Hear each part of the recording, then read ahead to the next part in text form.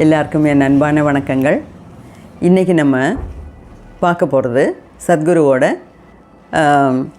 கர்மாங்கிற புக்கில் 2வது பகுதி. அதாவது பார்ட் 1ல் 5 சாப்டர் இருந்தது, அதை முடிச்சிட்டோம். இப்போ நம்ம பார்க்க போகிறது பார்ட் 2. பார்ட் 2லேயும் ஒரு 4 சாப்டர் இருக்குது. அதில் அந்த பார்ட் 2க்கு தனி இன்ட்ரடக்ஷன் கொடுத்துருக்காரு. ஸோ நானும் அந்த இன்ட்ரடக்ஷன்லேருந்து ஆரம்பிக்கலான் இருக்கேன். அந்த இன்ட்ரடக்ஷனில் என்ன சொல்கிறாருன்னா, அதாவது அதோ பார்ட் 1ஓட தொடர்ச்சி. ஓகே, பார்ட் 1ல் என்னெல்லாம் சொன்னார்? அதாவது நம்ம முன்னோர்கள்ட்ட இருந்து அவங்க செஞ்ச கர்மாக்களெல்லாம் நம்ம ஞாபகமாக நம்ம மனசில், உள் மனசில், ஆழ் மனசில் போட்டு வச்சுருக்கோம். அப்போது இந்த பார்ட் 2ல் ஃபஸ்ட்டு சாப்டரை என்ன சொல்ல வர்றாருன்னா, கர்மயோகி, நீ ஒரு கர்மயோகியாக இரு. பகவான் ஸ்ரீகிருஷ்ணன் அர்ஜுனனை பார்த்து சொல்கிறார், நீ ஒரு யோகியாக இரு. உனக்கு உன்னோட பழைய ஜென்மங்களை பற்றி தெரியாது, அடுத்த ஜென்மம் என்னன்னு உனக்கு தெரியல. ஆனால் எனக்கு எல்லாம் தெரியும்.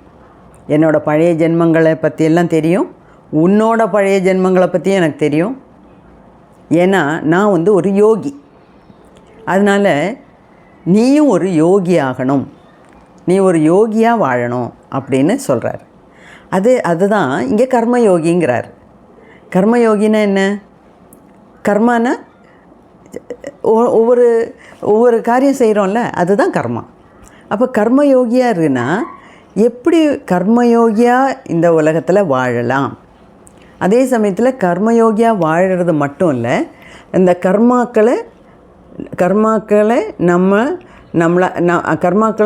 நம்மளை பாதிக்க விடாமல் இருக்கிற மாதிரி செய்யணும். அதாவது அந்த நம்ம செய்கிற கர்மாக்களால் நமக்கு ஒரு பாதிப்பு வரக்கூடாது என்கிற மாதிரி. அப்போனா என்ன மாதிரி செய்யணும்? பாசிட்டிவ் கர்மா செய்யணும், அதாவது புண்ணிய காரியங்கள் செய்யணும், அவ்வளோதான். ஸோ அதுதான் இந்த கர்மயோகிங்கிற ஃபஸ்ட்டு சாப்டரோட இன்ட்ரடக்ஷனும் ஃபஸ்ட்டு சாப்டரும். ஓகே, அப்போது அவர் என்ன சொல்கிறாருன்னா, கர்மயோகினா இந்த மெமரி, பழைய அந்த பூர்வீகத்தில் நம்ம முன்னோர்கள்ட்டேருந்து வாங்கிட்டு வந்த காரியங்கள்லாம் மெமரியாக இருக்குல்ல, ஞாபகமாக நம்ம உள் மனசில் சேர்த்து வச்சுருக்கோம்ல, அடுக்கடுக்காக வச்சுருக்கோன்னு சொல்கிறோம்ல, அந்த மெமரியை நம்ம சாய்ஸாக மாற்றணும் அப்படிங்கிறாரு. இந்த சாய்ஸ்னால் என்ன? அதாவது இப்போது ஒரு வெனிலா ஐஸ்கிரீம் இருக்குது, சாக்லேட் ஐஸ்கிரீம் இருக்குது. இது ரெண்டில் உனக்கு எது வேணும்? வாட் இஸ் யுவர் சாய்ஸ் அப்படின்னு கேட்டால், வெனிலா பிடிச்சவங்க வெனிலாம்பாங்க, சாக்லேட் பிடிச்சவங்க, ஃப்ளேவர் பிடிச்சவங்க சாக்லேட்டும்பாங்க. ஸோ அந்த மாதிரி நமக்கு அந்த பழைய காலத்து மெமரிகளையெல்லாம், ஞாபகங்களையெல்லாம் நமக்கு சாய்ஸாக மாற்றிக்கலாம் அப்படிங்கிறார். So karma yoga is one which is transforming memory into choice. அவ்வளோதான். ட்ரான்ஸ்ஃபார்மிங்னால் மாற்றுறது, சேஞ்ச் பண்ணுறது. அப்போ நம்ம முன்னோர்கள்ட்டேருந்து வாங்கிட்டு வந்த நிறைய நல்லது கெட்டதெல்லாம் இருக்குது, அதையெல்லாம் ஒவ்வொன்றையும் நம்ம சாய்ஸாக மாற்றிக்கணும். சாய்ஸ்னால் என்ன? நல்லதெல்லாம் வச்சுக்கணும், வேண்டாததெல்லாம் கழித்து விடணும். அதுதான் நமக்கு சாய்ஸ். வேணுமா வேண்டாமா? ஒவ்வொரு மெமரியை எடுத்துக்கிட்டாலும் இது வேணுமா வேண்டாமா, வேணுமா வேண்டாமா, ஒவ்வொன்றையும் நம்ம எடுத்துகிட்டு அதை நம்ம அனலைஸ் பண்ணி பார்க்கணும். நல்லதா வச்சுக்கோ, கெட்டதா தூர போட்டு அப்படிங்கிற மாதிரி சொல்கிறார். அப்போது அதாவது நம்ம மனசில் இருக்க இந்த ஞாபகங்கள்லாம் நம்மளை ரொம்ப டீப்பாக, ரொம்ப ஆழமாக நம்மளை பாதிச்சிருக்கு. ஓகே, அதனால தான் இந்த ஹியூமன் கண்டிஷன் அப்படிங்கிறாரு. ஹியூமன் கண்டிஷன்னா, ஒரு குழந்தை ஒரு வயசு ஆனோடனே அங்கே போகாத, இதை சாப்பிடாத, அது செய்யாத, அப்போலேருந்தே கண்டிஷன் ஆரம்பிக்கிறோம். நம்ம பெரியவங்க எல்லாம், வீட்டில் இருக்கவங்க எல்லா பெரியவங்களும் ஒவ்வொரு கண்டிஷனாக போட்டு சொல்லிகிட்டே வராங்க. ஸோ மனசில் ஒரு மனுஷனோட மனசில் ஏகப்பட்ட கண்டிஷன்ஸ் தான் இருக்குது. போராதுக்கு பழைய முன்னோர்கள்ட்ட இருந்து வாங்கிட்டு வந்ததும் கண்டிஷனாக தான் இருக்குது. ஓகே, அப்போ அந்த மாதிரி இருக்கிறதுனால இதெல்லாம் நம்மளை ஃபிசிக்கல் பாடியில், மனசில், எனர்ஜி லெவலில் ரொம்ப ரொம்ப பாதிப்புகளை உண்டாக்குது. ஸோ இந்த பாதிப்புகளை உண்டாக்காமல் இருக்கிறதுக்கு அதை இந்த பழைய ஞாபகத்தை எல்லாம் வெளியே எடுத்து போடுறதுக்கு என்ன பண்ணலாம் அப்படின்னா, அதுக்கு தான் நீ ஒரு கர்மயோகியாக மாறணும் அப்படிங்கிறார். அப்போ கர்மயோகியாக மாறும்போது என்ன எல்லாம் பண்ணலாம்? அதாவது நமக்கு நல்ல கர்மாக்கள் பண்ணலாம். அதாவது நம்ம செய்கிறது எல்லாமே நல்ல கர்மாக்களாக இருக்கிற மாதிரி பார்த்துக்கலாம். ரெண்டாவது, பழைய முன்னோர்கள்ட்டேருந்து கொண்டு வந்த கெட்ட கர்மாக்களை எல்லாம் நம்ம தள்ளி வைக்க முடியும். தள்ளி வைக்க முடியும்னா என்ன? அதிலேருந்து நம்ம தள்ளி இருக்கலாம். நம்ம உடம்புலே இருக்குது, நம்ம ஒவ்வொரு செல்லுலேயும் ஜீன்ஸில் இருக்குது. ஆனால் அப்புறம் அதிலேருந்து எப்படி நம்ம தள்ளி நிற்க முடியும்? அப்படின்னா அந்த கெட்ட மெமரியெல்லாம் நம்மளை பாதிக்காத மாதிரி நம்ம இந்த ஜென்மத்தில் வாழணும். ஏன்னா ஒவ்வொரு செல்லாக பிச்சு போட முடியாது, ஒவ்வொரு ஜீனாக கரெக்ட் பண்ணிகிட்டு இருக்க முடியாது. அப்போது இருக்கிறது இருக்குது, வாங்கிட்டு வந்த வரோம், அப்படி நம்ம வாங்கிட்டோம், ஓகே வந்தாச்சு. ஆனால் அது நம்மளை எந்த விதத்துலேயும் பாதிக்காத மாதிரி நம்ம வாழ்க்கையை அமைச்சுக்கணும் அப்படிங்கிறார்.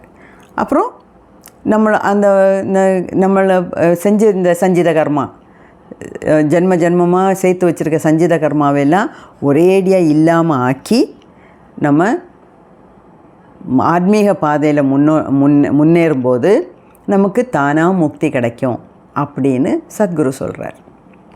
அதாவது நம்ம சேனலோடைய நோக்கமும் எப்படி முக்தி கிடைக்கணும் அப்படிங்கிறது தான் இல்லையா?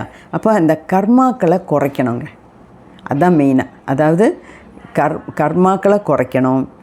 அதாவது கர்மாக்களை குறைக்கணுன்னா ஒன்றும் செய்யாமல் இப்படியே 24 மணி நேரமும் சும்மா உட்காந்துருக்க முடியாது. அது இல்லை அதோட அர்த்தம். அதாவது கெட்ட கர்மாக்களை குறைக்கணும், நல்ல கர்மாக்களை ஜாஸ்தி செய்யணும், அவ்வளோதான். ஓகே, அதுக்கு சில வழிகள்லாம் சொல்கிறார். இப்போது அதாவது இந்த ட்ரான்ஸ்ஃபார்மிங் மெமரி இன்ட்டு சாய்ஸ்ன்னு சொல்கிறார்ல, அதுக்கு ஒரு சின்ன கதை சொல்கிறாரு. அதாவது ஒரு ஆள் வீட்டை விட்டு காட்டுக்கு போகிறார். காட்டுக்கு போய் நான் தவம் பண்ண போகிறேன், எனக்கு முக்தி வேணும் அப்படின்னு சொல்லி ஒரு காட்டில் ஒரு மரத்துக்கு அடியில் உட்காந்து ஆம் சாண்டிங் பண்ணுறார். ஆம் சாண்டிங் பண்ணிகிட்டே இருப்பார். காலையிலெல்லாம் மத்தியானம்னா வயிறு பசிக்கும். கொஞ்சம் தூரம் நடந்து போய் ஏதாவது சாப்பிட்றதுக்கு இருந்தால் வாங்கிட்டு வந்து சாப்பிட்டுட்டு திருப்பியும் ஆம் சாண்டிங் இந்த மாதிரி பண்ணிகிட்டே இருந்தார். அப்போது அந்த இவருக்கு கண்ணு முன்னாடி ஒரு நரி வந்து அங்கே வசிக்குது. அதை இப்போ தான் அவர் கவனிக்கிறார். அந்த நரியை பார்த்தா அதுக்கு முன்னங்கால் ரெண்டும் இல்லை, 2 கால் தான், 4 காலில் 2 கால் இல்லை. ஆனால் இந்த நரியை பார்த்தா கொழுத்து நல்ல சாப்பிட்டு கொழுத்து இருக்குது. அப்போ இந்த யோகி யோசிக்கிறாரு, இதுக்கு 2 கால் தான் இருக்குது, இதுக்கு வேட்டையாடுறது கஷ்டம், ஆனால் இது எங்கேருந்து இப்படி சாப்பிட்டு கொழுத்து இருக்குது அப்படின்னு யோசிக்கிறார். அப்படி கண்ணை மூடி ஆம் சாண்டிங் பண்ணுறாரு. அப்படி இடையில கண்ணை திறந்து பார்க்குறாரு. அப்படி இருக்கும்போது தினமும் வேறு ஒரு விஷயம் இவருக்கு புரியுது.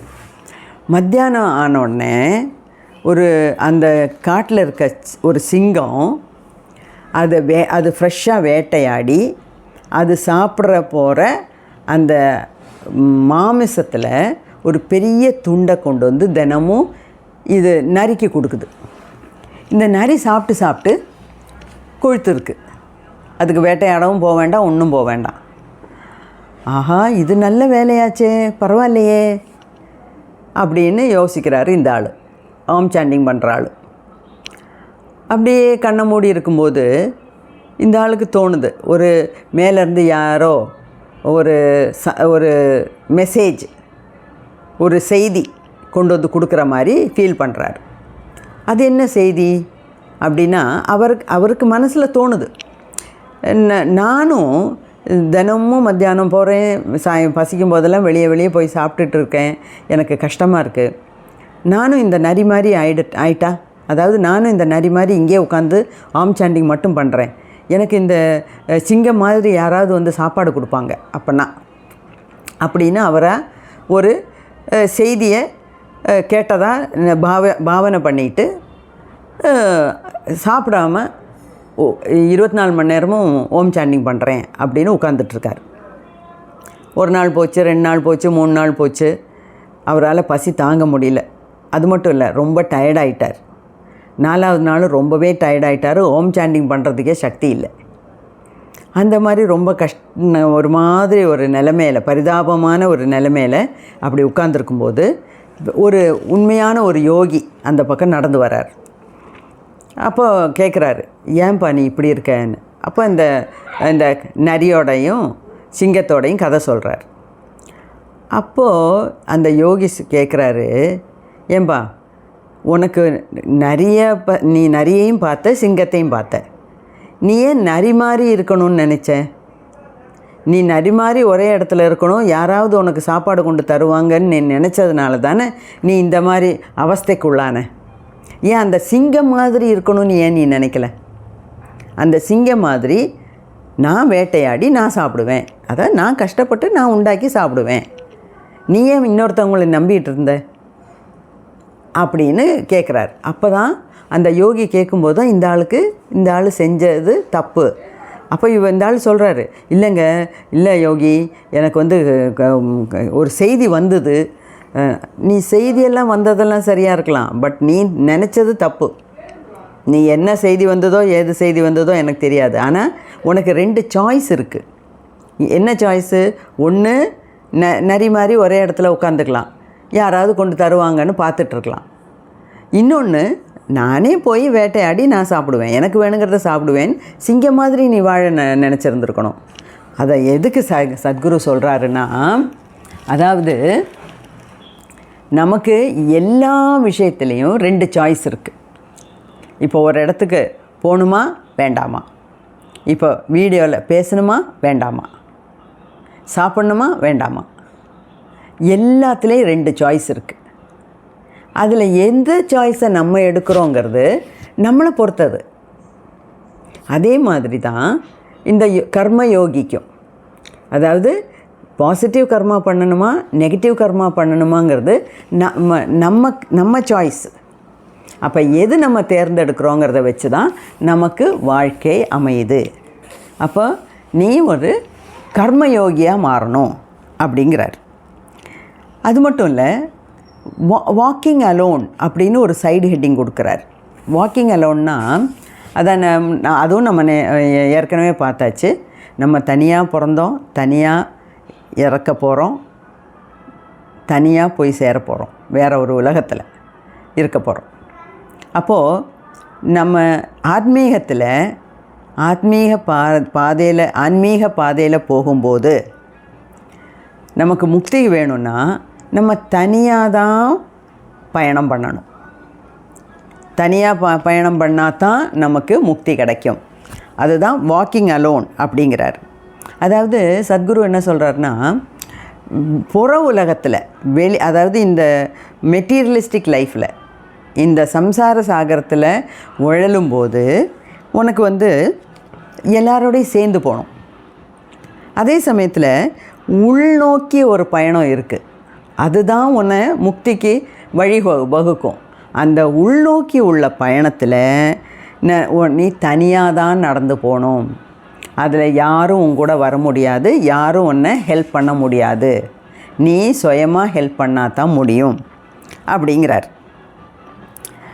அதே மாதிரி இன்னொரு இது சொல்கிறாரு. ஒரு யோகி காட்டில் உட்காந்து தவம் பண்ணிகிட்ருக்கார். அப்போது ஒரு பெரிய திருடன் வரான். திருடன் வந்து யோகிகிட்ட சொல்கிறான், இந்த பாரு, நான் வந்து இந்த காட்டில் யார் வந்தாலும் விடமாட்டேன், அவங்கள கொன்னுட்டு அவங்க கையில் இருக்கிறதெல்லாம் பறிச்சிட்டு போயிடுவேன். நான் வந்து அந்த மாதிரி ஒரு ஆள், இவ்வளோ நாளாக நான் அப்படி தான் வாழ்ந்துட்டுருக்கேன், ஓகேயா? அப்போ உன்னையும் உன் கையில் இருக்கிறதெல்லாம் கொடு, உன்னையும் நான் கொன்னுடுவேன் அப்படிங்கிறார். அப்போ யோகி சொல்கிறாரு, சரிப்பா நீ என்னை கொன்னுக்கோ, என் கையில் ஒன்றும் இல்லை, இருக்கிறத நீ எடுத்துக்கோ, எனக்கு அதை பற்றி இல்லை. நீ எதுக்காக இந்த மாதிரி கெட்ட கர்மாக்கள்லாம் பண்ணிகிட்ருக்க அப்படின்னு கேட்குறாரு. அப்போது அந்த திருடன் சொல்கிறான், இந்த பாரு, எனக்கு வயசான அம்மா அப்பா இருக்காங்க, எனக்கு ஒரு ஒய்ஃப் இருக்கா, பொண்டாட்டி இருக்கா, குழந்தை குட்டிங்க இருக்குது, இவங்களுக்கெல்லாம் யார் சோறு போடுவா? அது என்னோடய கடமை தானே. அதனால தான் நான் எல்லாரையும் கொன்னுட்டு அவங்க கையில் இருக்கிறதெல்லாம் பறிச்சிட்டு போகிறேன் அப்படின்னு சொல்கிறான் அந்த திருடன். அப்போது யோகி சொல்கிறாரு, சரி என்னையும் இந்த மரத்தில் கட்டி போடு, நீ வந்து என்னை கொன்னுடு, நீ என்ன வேணாலும் செய், எனக்கு அதை பற்றி கவலையே இல்லை. ஆனால் அதுக்கு முன்னாடி ஒரே ஒரு காரியம் நான் உங்ககிட்ட சொல்கிறேன், அதை நீ பண்ணிட்டு வா அப்படின்னு. என்ன காரியம் அப்படின்னு கேட்குறான். அப்போ யோகி சொல்கிறாரு, நீ ஒன்று பண்ணு, நீ இப்போ நேராக வீட்டுக்கு போய் உங்கள் அப்பா அம்மா பொண்டாட்டி பிள்ளை குட்டிகள் எல்லாத்தையும் தனித்தனியாக கூப்பிட்டு நீ கேளு, இந்த பாரு, உனக்காக தான் நான் இந்த மாதிரி திருடன் தொழில் பண்ணுறேன், திருட்டு தொழில் ஆரம்பித்ததே உங்களை காப்பாற்றணுங்கிறதுக்காக தான். அதனால் அப்பா, நீங்கள் என்னோடய நெகட்டிவ் கர்மாவில் பாதி நீங்கள் எடுத்துக்குவீங்களா அப்படின்னு கேட்குறான். அப்பா சொல்கிறாரு, ஏன்பா நான் உன்னோட கர்மாவில் நான் பாதி எடுத்துக்கணும், எனக்கு வேறு வேலை இல்லையா? அப்போ நான் உங்களை பார்த்துக்கிறதுக்காக தானேப்பா இவ்வளோவெல்லாம் பண்ணுறேன், நீ என்ன வேணாலும் பண்ணிக்கோ, எங்களை வயசான காலத்தில் உன்னோட அம்மா அப்பாவை பார்க்குறது உன்னோட கடமை. ஆனால் எந்த விதத்தில் எங்களுக்கு சாப்பாடு கொண்டு வருவேன், எந்த விதத்தில் நீ சம்பாதிச்சுட்டு வருவேங்கிறது உன்னோட கடமை, நீ தீர்மானம் பண்ணு, அதில் பாதி இல்லை கொஞ்சம் கூட நான் எடுத்துக்க மாட்டேன் அப்படின்னு அப்பா கட் அண்ட் ரைட்டாக சொல்கிறார். அதுக்கப்புறம் அம்மாவும் அதே மாதிரி, அதுக்கப்புறம் மனைவியும் அதே சொல்கிறார், பிள்ளை குட்டிங்க கூட அதே சொல்லுது, ஏன்பா என்னை பெற்று போட்டிங்க, உங்கள் கடமை, அதுக்குன்னு உங்கள் கர்மாவை நான் எப்படி ஷேர் பண்ணிக்குவேன், எனக்கு வேறு வேலை இல்லையா அப்படின்னு சொன்னாங்க. அப்போ தான் இந்த ஆளுக்கு ஞாபகம் வருதில்லை, புரியுது, ஆஹா நம்ம இவங்களுக்காக பாடுபட்டு இவ்வளோதெல்லாம் செய்கிறோம், ஆனால் யாருமே நம்ம கர்மாவில் ஷேர் பண்ணிக்கிறதுக்கு யாருமே தயாராக இல்லை, அப்போ உலகங்கிறது இவ்வளோதான் அப்படின்னு புரிஞ்சுக்கிட்டு அந்த யோகி காலில் போய் விழுந்து, எனக்கு பெரிய ஒரு பாடம் சொல்லி கொடுத்தீங்கன்னு. அப்போ யோகி சொல்கிறாரு, ஏன்பா உனக்கு நீ இப்போ பண்ணு, உன்னோட கர்மா உனக்கு, அதை யாரும் பங்கிட முடியாது. அப்படி இருக்கும்போது நீ நல்ல கர்மா பண்ணு, நீ ஏன் இந்த மாதிரி கொள்ளைக்காரனை மாதிரி கொள்ளையடிச்சு போய் கொண்டு கொடுக்குற, நீ நல்ல கர்மா பண்ணு, நல்ல கர்மா பண்ணால் உனக்கு நல்லது. ஆனால் ஒன்று மட்டும் ஞாபகம் வச்சுக்கோ, நீ நல்ல கர்மா பண்ணாலும் கெட்ட கர்மா பண்ணாலும் உன்னோட கர்மாவை ஷேர் பண்ண இங்கே யாரும் கிடையாது, யாரும் தயாராக இல்லை அப்படிங்கிறத நீ மனசில் வச்சுக்கோ அப்படின்னு சொல்கிறார். இப்போது சத்குரு இன்னொரு விஷயம் சொல்கிறாரு, அதாவது நம்ம கர்மாவை வேறு யாராலையும் பங்கிட முடியாது, ஆனால் சில மகான்கள் வாழ்ந்த காலத்தில், அதாவது குருநானக்கு, ஜீசஸு, புத்தா, இந்த மாதிரி பெரிய மகான்கள் வாழ்ந்த காலத்தில் பொதுவாகவே ஆளுங்கள்லாம் நல்லா இருந்தாங்க. ஏன்னா இந்த மகான்கள் வெறுமனே உட்கார்ந்துருந்தாலே போகிறோம், அவங்கள சுற்றி உள்ள ஆட்களோட கர்மாக்களை எல்லாம் ஒன்றுமே இல்லாத மாதிரி ஆக்கிறதுக்கு உண்டான சக்தி அவங்கள்ட்ட இருக்குது. அதை அவங்க எடுத்துக்க மாட்டாங்க. ஆனால் நம்ம கர்மாவை நம்ம தான் அனுபவித்து தீர்க்கணும். ஆனால் அதோட வீரியத்தை குறைச்சி நம்மளை முக்தி வழியில் பாதையில் போகிறதுக்கு அவங்களால நம்மளை ஹெல்ப் பண்ண முடியும், உதவி செய்ய முடியும். அந்த மாதிரி அந்த காலத்து அவங்கெல்லாம் வாழ்ந்த காலத்தில் ஆளுங்க ரொம்ப கஷ்டப்படாமல் ஒரு விதத்தில் நல்லாவே சந்தோஷமாக வாழ்ந்தாங்க. அதுக்கு காரணம் ஆளுங்கள்லாம் பண்ண கெட்ட கர்மாவை கூட ஒன்றும் இல்லாமல் ஆக்கிறதுக்கு அந்த மகான்கள் நினச்சா முடியும் அப்படின்னு சொல்கிறார். மற்றபடி ஒரு மனுஷன் பண்ண கர்மாவை அந்த மனுஷன்தான் செஞ்சு அனுபவித்து தீர்க்கணும், வேறு யாரும் ஷேர் பண்ண முடியாது அப்படிங்கிறார். அதே மாதிரி நிறைய விஷயங்கள் சொல்கிறாரு. இப்போ வந்து இந்த கர்மாங்கிறது வந்து அப்போ கர்மயோகினா என்ன? 24 மணி நேரமும் வேலை செஞ்சுக்கிட்டே இருக்கணுமா? தேவையில்லை. அப்போ சர்வீஸ் பண்ணால் தான் கர்மயோகியா? இல்லை. அதாவது 2 விஷயம். ஒன்று, அதாவது நம்ம அதாவது என்ன பண்ணுறோங்கிறது இல்லை முக்கியம், எப்படி பண்ணுறோங்கிறது தான் முக்கியம். அதாவது வாட் டு டூங்கிறது இல்லை, ஹவு டு டூ. எப்படி நம்ம பண்ணுறோம், எந்த ஒரு செயலை எடுத்தாலும் அதை எந்த கண்ணோட்டத்தில் பார்க்குறோம், எப்படி செய்கிறோம் அப்படிங்கிறது தான் கர்மாவை, அதிலேருந்து கிடைக்கிற கர்மாவை தீர்மானிக்கும். எத்தனை பர்சன்டேஜ் அதிலேருந்து நெகட்டிவ் கர்மா வருது, எத்தனை பர்சன்டேஜ் பாசிட்டிவ் கர்மா வருதுன்னு தீர்மானம் பண்ணுறது இது தான். அதாவது நீ எந்த ஒரு செயலை செஞ்சாலும் ஹவு டு டூ, எப்படி செய்கிறங்கிறதுக்கு இன்னும் 2-3 எக்ஸாம்பிள் சொல்கிறார். அதாவது சத்குரு என்ன சொல்கிறாருன்னா, இந்த ஒரு காரியத்தை செய்கிறோம், ஒரு செயலை செய்கிறோம், அது மேலும் மேலும் நமக்கு பந்தத்தை உருவாக்குச்சுன்னா பாண்டேஜ்னால் என்ன? பந்தங்கள். அதாவது நம்ம செய்கிற ஒரு செயலால் நமக்கு மேலும் மேலும் ஒரு என்டாங்கிள்மெண்ட்னா அதை வந்து அதுக்குள்ளே போய் அகப்பட்டுட்டோன்னா அதால் கிடைக்கிற கர்மா நெகட்டிவ் கர்மா. அதே சமயத்தில் நம்ம ஒரு காரியம் செய்கிறோம், அதனால நமக்கு ஒரு விமோசனம் கிடைக்கிது. விமோசனம்னா அதனால் நமக்கு ஒரு பாசிட்டிவ் ரிசல்ட் கிடைக்கிதுன்னா அது வந்து கர்மயோகா. அதுக்கு பேர் தான் கர்மயோகா அப்படிங்கிறார். அப்போ எந்த செயலை செஞ்சாலும் அது வந்து மேலும் மேலும் நம்மளை ஒரு பந்தத்துக்குள்ளே சிக்க வைக்கிது. ஏன்னா அது நெகட்டிவ் கர்மா. அந்த சிக்கல்லேருந்து விடுவிக்கிற மாதிரி நம்ம ஒரு ஆக்ஷன் பண்ணோம்னா அதுக்கு பேர் தான் கர்மயோகி, அதுக்கு பேர் தான் கர்மயோகா. அப்போ அதை செய்கிற ஆளுக்கு பேர் கர்மயோகி அப்படின்னு கிளியராக சொல்கிறார். அதாவது பாண்டேஜா லிபரேஷனா அப்படின்னு சொல்கிறார். பாண்டேஜுன்னா சிக்க வைக்கிறது, லிபரேஷன்னா சிக்கல்லேருந்து விடுபடுறது, அதுதான் சொல்கிறார். அதே மாதிரி நம்ம எந்த வேலை செஞ்சாலும் அதை வந்து செய்யணுமே, தலையில் எழுத்தே இப்படி ஆச்சே அப்படின்னு நினச்சிட்டு செஞ்சோம்னா அது கூடுதல் நெகட்டிவ் கர்மாவில் கொண்டு விடும். அதே சமயத்தில் எது செஞ்சாலும் சந்தோஷமாக செய்யணும். எந்த வேலையை செஞ்சாலும் சந்தோஷமாக நம்ம செஞ்சோம்னா அதுதான் கர்மயோகா அப்படிங்கிறார். அதாவது அதுக்கு ஒரு சின்ன கதை சொல்கிறார். 3 பேர் கல்லில் செதுக்கிட்டு இருக்காங்க, உளி வச்சு கொத்திக்கிட்டு இருக்காங்க. அப்போ ஒரு வழிப்போக்கன் முதல்ல ஒரு ஆள்கிட்ட போய் கேட்குறார், என்னப்பா பண்ணுற? அவனுக்கு ரொம்ப கோவம். ஏன் உனக்கு கண்ணு தெரியலையா?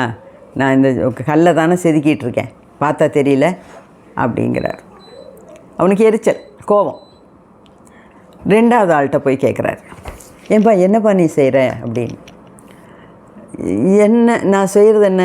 இந்த கல்லை செதுக்கிட்டே இருக்கேன், இதை செதுக்கி ஒரு சிலையாக வடித்தாதான் சாயங்காலம் எனக்கு கூலி கிடைக்கும், கூலி கிடைச்சாதான் எனக்கு வீட்டுக்கு கொண்டு போக முடியும் காசு அப்படின்னு சொல்கிறார். 3வது ஆள்கிட்ட போய் அந்த வழிப்போக்கன் கேட்குறார், என்னப்பா பண்ணுற அப்படின்னு. இந்த கல் செதுக்கிட்டு இருந்தவன் எந்திரிச்சு அந்த வழிப்போக்கனை பார்த்து ரொம்ப சந்தோஷத்தோடு சொல்கிறான், உங்களுக்கு தெரியுமா, நான் ஒரு பெரிய கோயில் கட்ட போகிறேன். பெரிய ஒரு கோயில் கட்டுறதுக்கு இந்த சிலையை அந்த கோயிலில் வைக்கிறதுக்கு உண்டான சிலையை நான் வடிவமைச்சிட்ருக்கேன் அப்படின்னு ரொம்ப சந்தோஷமாக சொல்கிறான். இதைத்தான் முன்னாடி அந்த பாண்டேஜு லிபரேஷன், அதாவது எவ்வளோ வெறுப்போடு செய்கிற, எவ்வளோ சந்தோஷத்தோடு செய்கிற அப்படின்னு சொல்கிறார். அதாவது அப்போ ஃபஸ்ட்டு ஆளுக்கும் 2வது ஆளுக்கும் என்ன? நெகட்டிவ் கர்மா. இப்போ 3 பேருமே கல்லை தான் செதுக்குறாங்க. ஆனால் முதல்ல ஆள் வேண்டா வெறுப்போட எனக்கு ஏதோ வேலை சொல்லியிருக்கான், செஞ்சாதான் ஆச்சு அப்படின்னு ஒரு வெறுப்போடு தான் செய்கிறான்.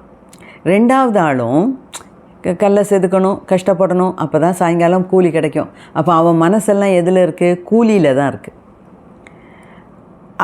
அவங்க 2 பேர்த்துக்கும் நெகட்டிவ் கர்மா தான். அதே சமயத்தில் மூணாவது ஆள் அவனும் அதே மாதிரி கல்லை தான் செதுக்கிட்டு இருக்கான். ஆனால் அவன் அவ்வளோ சந்தோஷமாக பண்ணுறான்.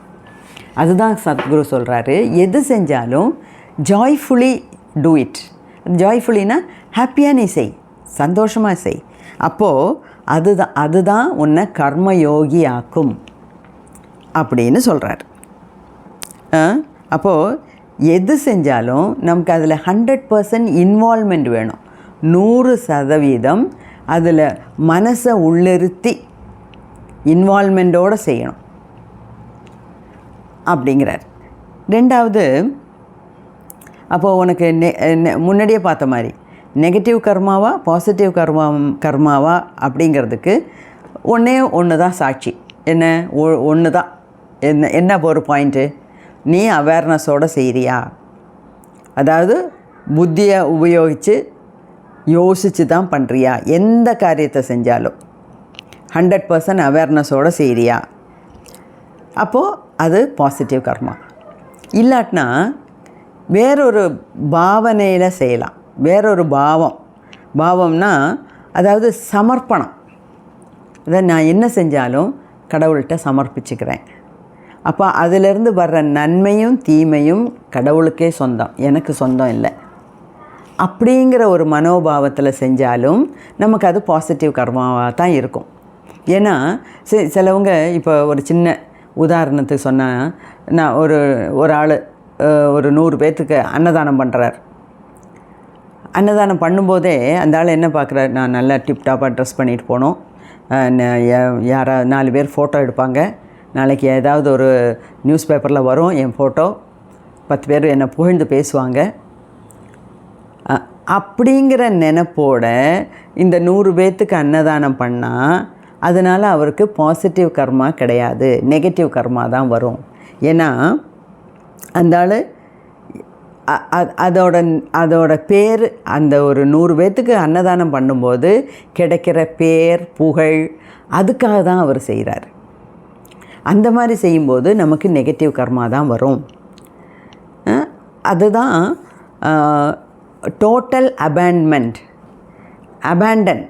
அபேண்டன்னா கம்ப்ளீட்டாக அதை அதனால் ஒரு காரியம் செய்யும்போது அதனால் வர்ற நல்லதும் கெட்டதும் எனக்கு இல்லை, எல்லாமே உனக்கு தான் அப்படிங்கிற ஒரு ஐடியாவோடு செய்யணும். அப்போ நமக்கு நெகட்டிவ் கர்மா வராது அப்படின்னு சொல்கிறார். ஸோ எது செஞ்சாலும் நமக்கு இன்னொன்று என்ன சொல்கிறாருன்னா, இப்போது நம்ம ஒரு வேலை செய்கிறோம், ஸ்டெப் பை ஸ்டெப்பாக செஞ்சிட்ருக்கோம். அப்போ அந்த ப்ராசஸில் தான் நமக்கு கவனம் வேணுமே தவிர கடைசியில் எண்டு ப்ராடக்டில் குறியாக இருக்கக்கூடாது. அதாவது கடைசியில் நமக்கு அதனால் ஏதோ ஒரு நன்மை நடக்க போகுது அப்படிங்கிறத நமக்கு நல்ல பேர் கிடைக்க போகுது, இல்லைன்னா அதனால் நமக்கு பணம் வரப்போகுது அப்படிங்கிற நினைப்பில் நம்ம செய்யக்கூடாது. ஒவ்வொரு ஸ்டெப்பும் நல்ல ரீதியில் 100% இன்வால்மெண்ட்டோடு நான் செய்கிறேன் அப்படின்னு அதை மட்டும்தான் நினைக்கணும் அப்படிங்கிறார். இதே தான் பகவத்கீதையில் ஸ்ரீகிருஷ்ணன் சொல்கிறார். ஒரு உபதேசம் அர்ஜுனனுக்கு சொல்லும்போது சொல்கிறாரு, நீ உன் கடமையை செய், நீ செய்ய வேண்டியதை செஞ்சுக்கிட்டே போ, அதோட பலனை எதிர்பார்க்காத, அதோட பலன் எப்படிப்பட்டதாக இருக்கணும், அது உனக்கு எப்போ கிடைக்கணுங்கிறத தீர்மானம் பண்ணுறதுக்கு தான் நான் இங்கே உட்காந்துருக்கேன். ஸோ நீ கடமையை செய், பலனை எதிர்பார்க்காதே அப்படின்னு கிருஷ்ண பரமாத்மா அர்ஜுனனுக்கு உபதேசம் சொல்கிறார். அது மாதிரி நம்ம 100% இன்வால்மெண்ட் வேணும். 100% மனசால் சந்தோஷமாக எது செஞ்சாலும் சந்தோஷமாக செய்யணும். ஐயோ கடமைக்குன்னு செஞ்சுட்டு ஐயோ நமக்கு இந்த மாதிரி தலையில் எழுத்தாகி போச்சு, ஒவ்வொருத்தன் எவ்வளவோ சந்தோஷமாக வாழ்கிறான், நமக்கு பாரு இது இவ்வளோ தான் இருக்குது, இது நம்ம தலையில் எழுத்து, காலம் பூரா நம்ம கிளர்க்காகவே இருக்கணும், நமக்கு இவ்வளோ தான் சம்பளம், ஒவ்வொருத்தன் எப்படி எல்லாம் இருக்கான், அப்படிங்கிற மாதிரி நினச்சி செய்யக்கூடாது. சரி, நமக்கு விதிக்கப்பட்டது இதுதான், அதை சந்தோஷமாக செய்வோம் அப்படின்னு நினச்சோம்னா அதனால் நமக்கு பாசிட்டிவ் கர்மா தான் வரும், நெகட்டிவ் கர்மா வராது. இப்போ கர்மயோகினா என்ன? கர்மயோகினா இதெல்லாம் தான் ஒரு கர்மயோகியோட குணங்கள். அதாவது ரெண்டே ரெண்டு விஷயந்தான். இப்படி நினைக்கிறியா அப்படி நினைக்கிறியா? அது ஒரு காரியம் செய்யும்போது அது உனக்கு மேலும் மேலும் மேலும் துக்கத்தை கொடுக்குதா, அதோ சந்தோஷத்தை கொடுக்குதா, மேலும் மேலும் உன்னை மாட்டி விடுதா, அதோ அந்த அந்த பந்தங்கள்லேருந்து உனக்கு விடுதலை கிடைக்குதா அப்படிங்கிறத நான் பார்த்து யோசித்து செய், கர்மயோகியாக இரு அப்படின்னு சொல்கிறார். ஓகே, நான் சொன்னது புரிஞ்சிருக்குன்னு நினைக்கிறேன். இதுதான் கர்மயோகிங்கிற அத்தியாயத்தில் சத்குரு சொல்கிற விஷயங்கள். இப்போ இதெல்லாம் நம்ம கடைபிடிச்சோம்னா நமக்கும் நம்ம நெகட்டிவ் கர்மாவை ரொம்ப குறைக்க முடியும். அப்போ முக்தி தேடுறதுக்கு உண்டான வழிகள் தானாக திறக்கும் அப்படின்னு சொல்கிறார். ஓகே, நன்றி.